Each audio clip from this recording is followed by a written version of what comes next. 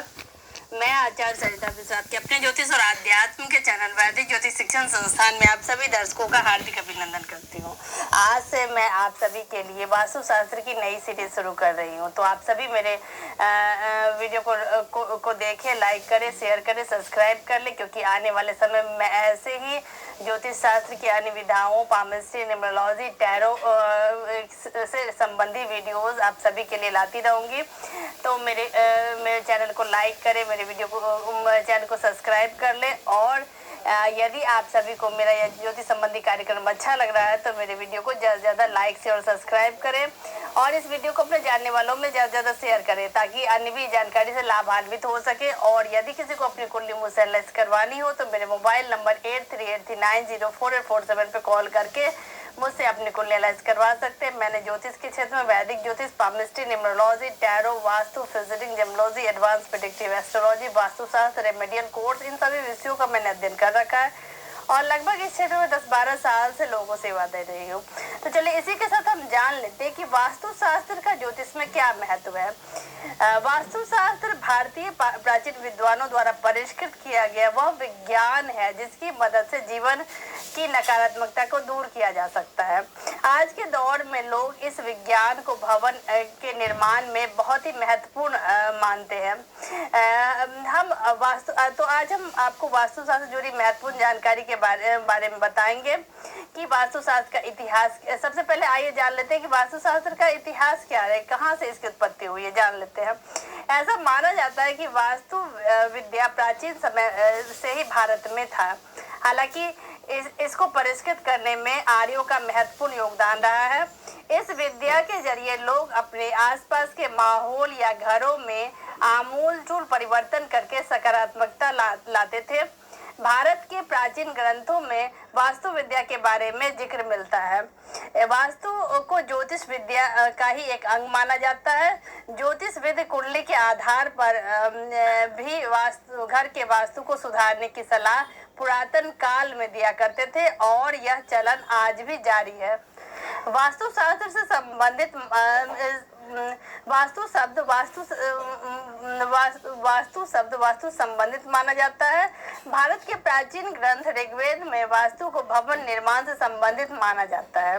भारत के प्राचीन नगर हड़प्पा और मोहनजोदड़ो के अवशेषों में भी यह पता चलता है कि लोग तब भी वास्तुशास्त्र के अनुसार ही भवनों का निर्माण किया करते थे। महाभारत काल के शिल्पकार विश्वकर्मा भी भवन और राजमहलों के निर्माण में वास्तुशास्त्र का प्रयोग किया करते थे। इसके साक्ष्य भी हमारे प्राचीन ग्रंथों में मिल जाते हैं। कुल मिलाकर देखा जाए तो वास्तुशास्त्र भारतीय उपमहाद्वीप में सदियों से विद्यमान है, और आज भी हमारी प्रासंगिकता इसमें बनी हुई है। अब आइए जान लेते हैं कि वास्तुशास्त्र और पश्चिमी सभ्यता का आपस में क्या संबंध है। आइए इसके बारे में थोड़ा सा जानते हैं।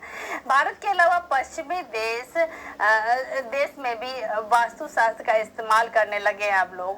यह भारतीयों के लिए गौरव की बात है। हमारे मनीषियों ने जिस विज्ञान की सदियों पहले खोज की उसके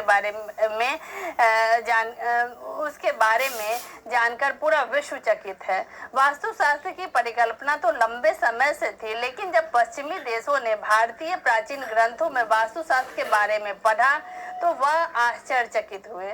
भारत के मनीषियों ने सदियों पहले जो गूढ़ बातें इस विषय में लिखा है वह पूर्ण तरह से सत्य था। अब हम जानेंगे कि वास्तुशास्त्र में दिशाओं का क्या महत्व है। आमतौर पर लोग मूलतः 4 दिशाओं के बारे में जानते हैं। हालांकि वास्तुशास्त्र में 10 दिशाओं का जिक्र किया गया जाता है। इसमें पूरब, पश्चिम, उत्तर, दक्षिण के अलावा आकाश, पाताल, 4 विदिशाएं भी होती है। विदिशा उन दिशाओं को पुकारा जाता है जो 4 मुख्य दिशाओं के बीच में होता है। इसका नाम ईशान कोण, आग्नेय कोण, नैऋत्य कोण और वायव्य कोण है।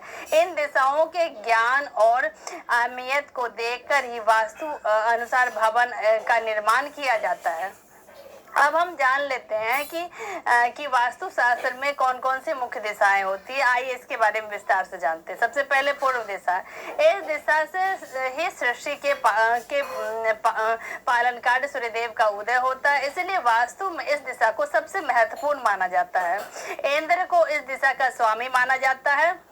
इंद्र को इस दिशा का स्वामी माना जाता है। वास्तुशास्त्र की माने तो जब भी भवन या दफ्तर का निर्माण करे तो इस दिशा को सबसे खुला रखना चाहिए। यदि इस दिशा में वास्तु ठीक नहीं है तो घर में लोग बीमार पड़ते हैं। इसके साथ ही ऐसे घर में लोगों को जीवन में कई चुनौतियों का सामना भी करना पड़ता है। इस दिशा का वास्तु शुभ हो तो घर में सुख और शांति बनी रहती है। अगली दिशा है पश्चिम दिशा। पश्चिम दिशा वरुण और शनिदेव को इस दिशा का अधिपति माना जाता है। इस दिशा की शुभता घर के लोगों का भाग्योदय करती है और जीवन में सफलता दिलाती है। अगली दिशा है उत्तर दिशा। उत्तर दिशा के स्वामी ग्रह बुध देव हैं। इस दिशा को माता का स्थान भी कहा जाता है। इस दिशा की शुभता परिवार में संतुलन लेके आती है। अगली दिशा है दक्षिण दिशा। दक्षिण दिशा का अधिपति यमराज को माना जाता है। इस दिशा के शुभता से घर में समृद्धि के कारक माने जाते हैं। इस अगली दिशा है नैऋत्य दिशा। यह दिशा दक्षिण पूर्व दिशा के बीच होती है। जैसा कि नाम से ही जाहिर है कि इस दिशा के स्वामी अग्निदेव हैं। आग्नेय दिशा, यह दिशा दक्षिण पूर्व दिशा के बीच है। जैसा कि नाम से ही जाहिर है कि इस दिशा के स्वामी अग्निदेव हैं। इस दिशा का वास्तु ठीक न होने पर घर में लड़ाई झगड़े होने की संभावना रहती है और वही शुभ होने पर यह घर के लोगों को ऊर्जा बढ़ाती है। अगली दिशा है नैऋत्य दिशा। नैऋत्य दिशा, यह दिशा दक्षिण पश्चिम के मध्य मानी जाती है। इस दिशा का शुभ होना अति आवश्यक माना जाता है वास्तुशास्त्र में, क्योंकि इसके अशुभ होने से व्यक्ति को अपमान का सामना करना पड़ता है। अगली कौन सी दिशा, आइए जानते हैं। ईशान दिशा। ईशान दिशा के स्वामी देवों के देव महादेव हैं।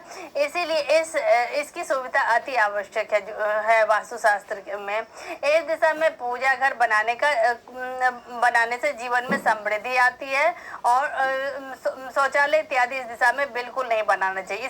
ये एक बहुत बड़ा वास्तु दोष माना जाता है। अगली दिशा है वायव्य दिशा। यह दिशा उत्तर पश्चिम दिशा के मध्य होती है।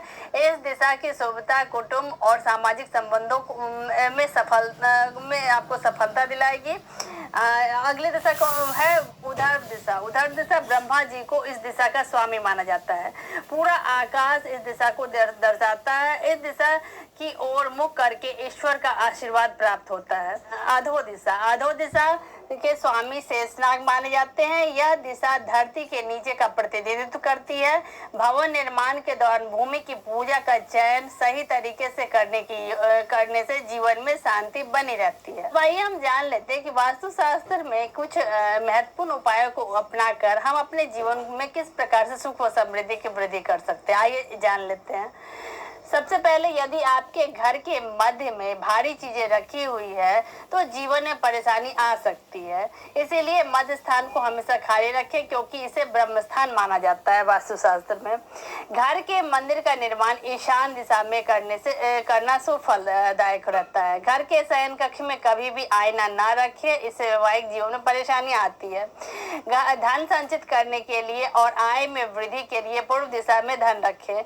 आग्नेय दिशा में प्रतिदिन कपूर जलाने से धन की वृद्धि धीरे धीरे होने लगती है। इससे सायंकाल में मुख्य द्वार के दाहिने ओर दिया जलाने से माँ लक्ष्मी अत्यंत प्रसन्न होती है और इससे घर में धन संपत्ति की प्राप्ति होती है। घर में सुख शांति के लिए साल में 2 बार हवन यज्ञ करवाना अत्यंत शुभ फलदायक होता है।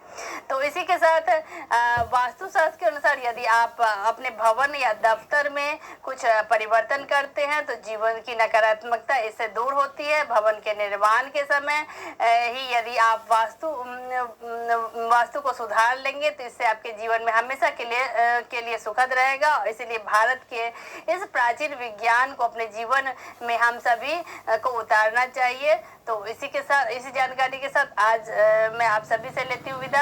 यदि आपको मेरा यह कार्यक्रम पसंद आ रहा है तो मेरे चैनल के साथ अधिक से अधिक जुड़े, लाइक करें, शेयर करें, सब्सक्राइब करें। धन्यवाद।